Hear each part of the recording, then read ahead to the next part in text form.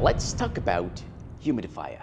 Well, I live in a big space that needs a lot of humidity. So as you can see, the place is huge, the ceiling is high, and the place is very, very dry. So recently I've been tested 2 humidifier from Levoit. The first one was the tall one who contained couples of gallons, and well, that wasn't a very good experience. There is the mist stuff, and this is really, really bad. I set it up somewhere over here, down there, right there. And so there was that mist. And first of all, for that kind of space, it wasn't enough. So it was still dry. And that mist stuff, the thing is that there is some mineral into the water, and you finish to see it into the air. So after a couple of hours or days, I was looking at the place and I was really seeing that little smog. So there was mineral in the air. And not long after that, there was that, my counter became white. And when I was passing my finger, I was able to see, oh, that's all the mineral on my counter. And that's a bit like that everywhere. I only let it run for a few days before returning it because, well, that was really bad. Then I ordered this guy. That's the Levoit 6000S. And this one is better. The way it works is that there's somewhere around, it's 6 gallons, so it's somewhere around 26 liters. They all talk in gallons at Levoit. Anyway, that guy, much more efficient. I was able to send in the air between 10 and 15 liters of water every day. And I could potentially send more, but there's some flaws to it. That's why I was not sending more. First of all, that guy cost 380 Canadian dollars, tax including Quebec. And it do a very simple thing. There is, right here, a fan that takes air and pass it through those filters. And those filters happen is that there's a little pump that take the water from the reservoir under it and send it into that area. And you might see there is some hole into it. So the water leak in the filters and the air passing through it evaporate the water inside. See?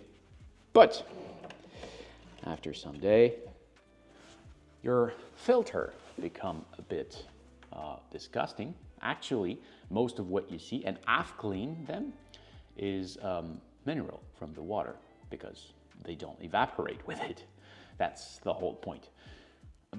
But there's also dust inside here, so you have to clean it regularly. And after some time, Levoit recommend you do it after 100 days. You need to replace it. And for us in Canada, Levoit sell the device, but not the filter. I guess I could order it from another company, but I think it's bad that they sell the device, but no, it's like if you buy a printer, but the company doesn't sell the cartridge. It's weird. Anyway, so that's the principle of this one. There's some other cons. The major one is that what's the name? The humidity meter? It's not the word, but you understand. Well, you can trust it. The info that it gives about the humidity is wrong.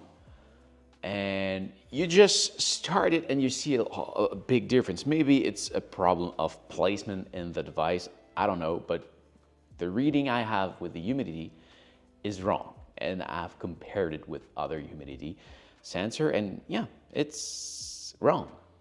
So the whole point of this is I would like to tell it, well, give me 35% of humidity, but it's not able to do it because it doesn't read it right.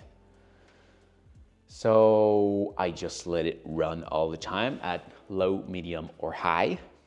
When I'm here, usually I'll let it at medium because it does quite well the job, but sometimes I need to put it at high, but at high, it's so noisy. It's really, really, really noisy, so I don't do that when I'm here. Every time I leave, I set it to high until I come back.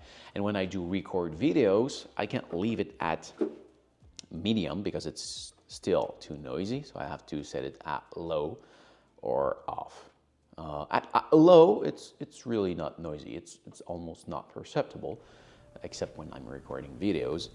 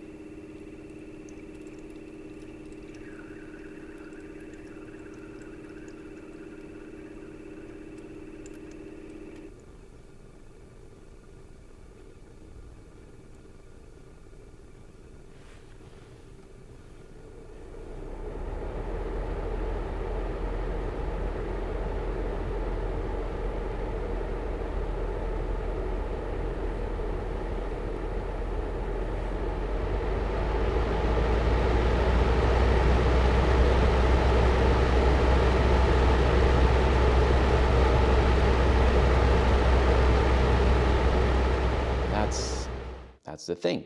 It makes noise. It doesn't read the humidity correctly. You have to switch the filters, but they don't sell the filters over here. And there's another thing. The power supply is made by Dongguan City Guangyi Electric Company in China. And yeah, so that's the whole point. It's a very cheap power supply, and when you're beside it, you can hear it. I'm exaggerating the volume of the sound, but yeah, you can hear it. So it's a very cheap power supply. So I was expecting more from a very simple device that cost me 380 Canadian dollars. So yeah, I'm returning it. And I think it's sad because I don't find the product that I need. And the product that I need is very simple. Maybe one of you know that device, and I would be very happy to learn about it. What I need is a water boiler. So I would need to have water in a reservoir like this one with an element that heat the water and create vapor. Steam! So yeah, just need water that heats, that creates steam. And anyway, I know it would cost more in electricity, but I need this in winter, so I don't care. It will just participate in the heating of my place. So yeah, that's just what I need. But it seems that this doesn't exist. I would need a water tank open. So yeah, I'm returning that guy, unfortunately. So yeah, I hope this was helpful and that you enjoyed the video. So take care, and I'll see you in another video. See ya.